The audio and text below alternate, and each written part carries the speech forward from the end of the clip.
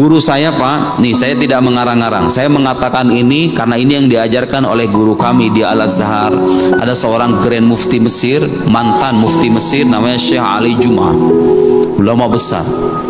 Di salah satu kitabnya, judulnya itu At-Thariq Ilallah, beliau mengatakan begini: semua ibadah anak cucu Adam itu bainal qabul warrad.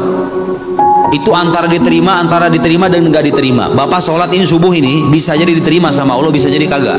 Saya ceramah begini nih, bisa jadi pahalanya diterima sama Allah, bisa jadi enggak. Semua ibadah kita begitu. Sodako, puasa, ngaji, hadir majelis taklim, semua ibadah kita begitu. Bisa jadi diterima, bisa jadi enggak.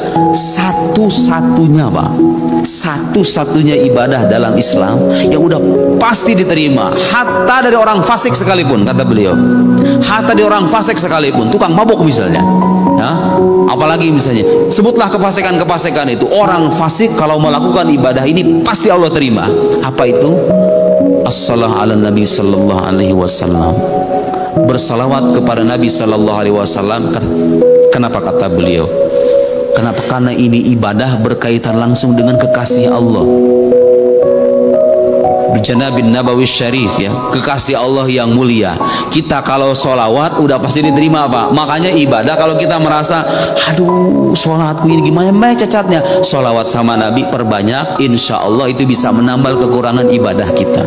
Insya Allah itu diterima. Kalau kata guru saya memastikan, itu penjelasan para ulama, artinya mereka punya dalil.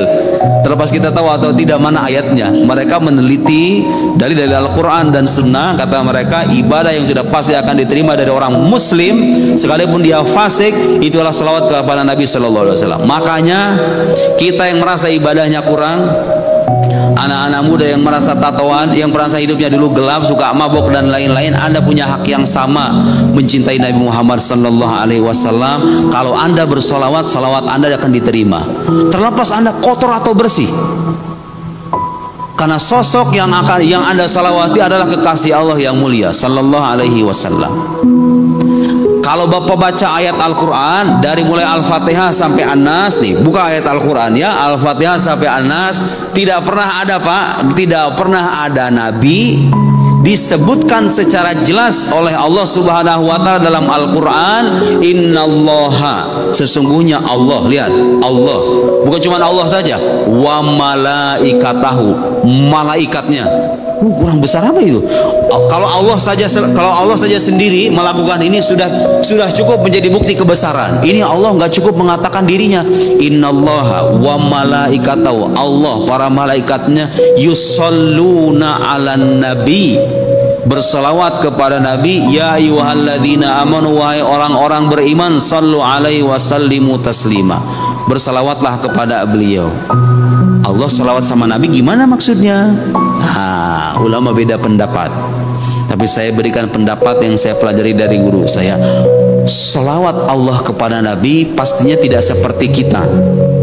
Kita akan baca salawat Allahumma sholli ala sayyidina Muhammad dengan ucapan Allah bersalawat, artinya Allah menjadikan Nabi atau mencurahkan kepada Nabi rahmat khusus, sehingga dengan curahan rahmat khusus itu Nabi menjadi rahmat bagi seluruh alam. Wa ma arsalnaka illa rahmatan lil alamin. Dan tidak ada itu Nabi yang disebutkan wa ma arsalnaka illa rahmatan lil alamin, sebagai rahmat bagi seluruh alam. Karena Nabi dulu itu pas syariatnya terbatas. Bani Israel, Nabi Musa itu kaumnya Bani Israel, ya udah Bani Israel aja yang wajib beriman sama Nabi Musa, yang lain mah enggak, kaumnya itu terbatas. Nabi Musanya wafat, ya sudah diganti sama Nabi yang lain. Nabi kita ini syariatnya sampai hari kiamat nanti. Makanya Al-Quran menegaskan setegasnya bahwa Rasulullah itu diutus sebagai rahmat bagi seluruh alam. Bahkan disebutkan dalam ayat tersebut menggunakan kata rahmat yang merupakan masdar. Karena kata para ulama, hada ablagh, itu maknanya lebih dalam. Seolah-olah Allah itu bukan cuman pengen bilang Nabi Muhammad adalah rahmat, tapi Nabi Muhammad itu adalah rahmat itu sendiri. Jadi bukan beliau mencerminkan rahmat, tapi Nabi Muhammad itu rahmat Allah yang sesungguhnya, yang datang untuk umat manusia semuanya, muslim ataupun non muslim. Tidak ada nabi yang dipuji semacam itu. Tidak ada nabi yang dipuji oleh Allah sehingga Allah menegaskan dia, malaikatnya bersalawat kepada nabi, artinya mencurahkan rahmat dengan pencurahan rahmat yang khusus yang menjadikan yang makhluk paling mulia sejagat raya sebagai rahmat bagi seluruh alam semesta, Nabi kita Muhammad sallallahu alaihi wasallam.